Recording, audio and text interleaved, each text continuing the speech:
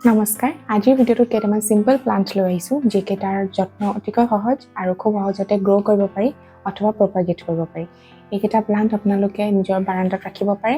অথবা বেলকনিটো ৰাখিব পাৰে আৰু খুব সুন্দৰ এটা এডিশন হ'ব আপোনালোকৰ গাৰ্ডেনত এইকেইটা প্লান্ট প্ৰথম প্লান্টটো হৈছে আমাৰ পেপাৰমিয়া এটা ভেৰাইটি এইটো যেটো মই টেবুলত ৰাখিছো ইয়াক আমি বেবি ৰাবাৰ প্লান্ট বুলিও কওঁ পাতখন অকমান ৰাবাৰ প্লান্টৰ পাতৰ লগত মানে মিল আছে আৰু এই প্লান্টটো আমি কাটিংৰ পৰা প্ৰপাগেট কৰিব পাৰো অথবা লিফৰ পৰা প্ৰপাগেট কৰিব পাৰো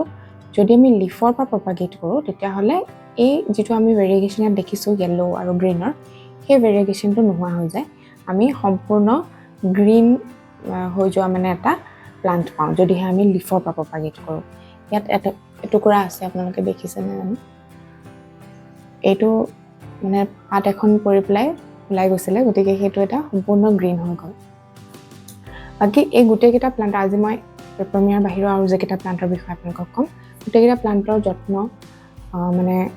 খুব লো মেইনটেনেন্সটো হয় তাৰ উপৰিও যত্ন একে ধৰণৰে ললেই হ'ল প্ৰথম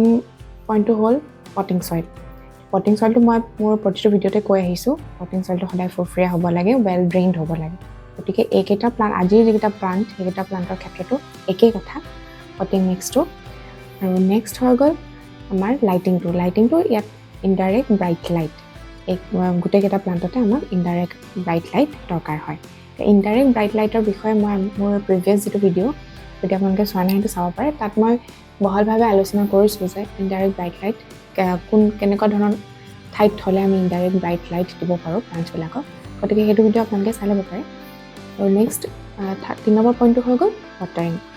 ৱাটাৰিঙৰ ক্ষেত্ৰত ইমান একো ধৰাবন্ধা নিয়ম নাই পটৰ টপ সয়েলটো যেতিয়া 1 পৰা 2 ইঞ্চ মাটি যেতিয়া শুকাই যায় তেতিয়া আমি পানী এড কৰিলে হ'ব গতিকে খুব বেছি ষ্ট্ৰিক্ট একো মানে নিয়ম নাই আমাৰ আজি নেক্সট প্লান্টটো হৈছে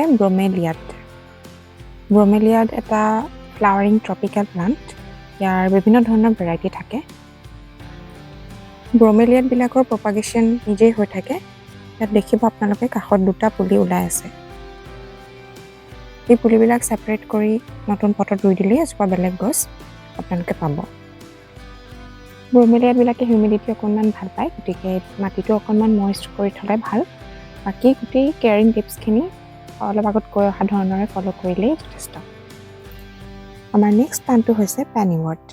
ইয়াক কপাৰ কইন প্লান্ট বুলিও কয় ইয়াক একুৱাটিক প্লান্ট হিচাপেও ইউজ কৰিব পাৰি পেনিৱৰ্ট খুব সহজে গ্ৰো কৰিব পৰা আৰু এটা খুব ফাষ্ট গ্ৰোইং প্লান্ট ইয়াক আমি গ্ৰো কৰিবলৈ যিকোনো ফুটা নথকা এটা পাত্ৰ ল'ব লাগে যাতে তাত পানীখিনি ৰৈ থাকে আজি আমাৰ ভিডিঅ'টোৰ শেষৰটো প্লান্ট হৈছে পাৰ্পল অক্সালিছ এইটো এটা খুব সুন্দৰ অৰ্নামেণ্টেল প্লান্ট যেটো আমাৰ টেঙেচিৰ আন এটা ভেৰাইটি হ'ল এইটো পাৰ্পল অক্সালিছ টেঙেচিক ইংৰাজীত অক্সালিছ বুলি কোৱা হয় আহক এতিয়া আমি প্লান্টবোৰৰ প্ৰপাগেটিং মেথডবোৰ অলপ চাই লওঁ প্ৰথমে লৈছো পেপাৰমিয়াৰ এটা কাটিংটো আমি নৰ্মেল যেটো আমাৰ পটিং সয়েল হেতুতে আমি পট কৰিম